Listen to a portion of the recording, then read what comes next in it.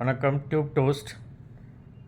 எல்லாத்துக்கும் இப்போ எனக்கு ஒரு சின்ன கவலை எட்டி பார்க்குது. என்னென்னா, நிறைய இளவயது மரணங்கள், வியாதிகள், புது புது வியாதிகள் இதெல்லாம் நிறைய பரவலாக வர ஆரம்பிச்சிருக்கு.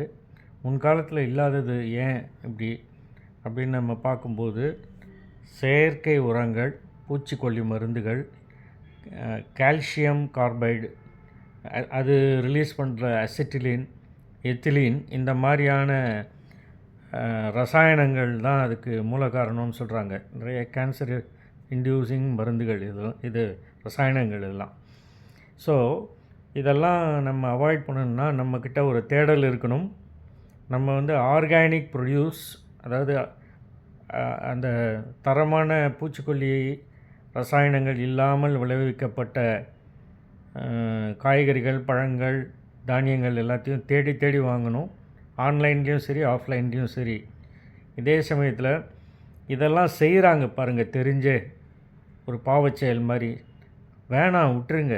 எதுக்கு? இது பாவத்தை சம்பாதிக்கிறது. உங்கள் தலைமுறைக்கு நீங்கள் பாவத்தை சம்பாதிக்கிறீங்க, லாபத்தை சம்பாதிக்கிறீங்களோ இல்லையோ. அதனால் இதெல்லாம் விட்டுருங்க. இந்த ரசாயனம் தடவி பண்ணுறத, மனசாட்சியே இல்லாமல் பண்ணுறத விட்டுருங்கன்னு நான் ரெக்வஸ்ட் பண்ணுறேன். தேங்க்யூ.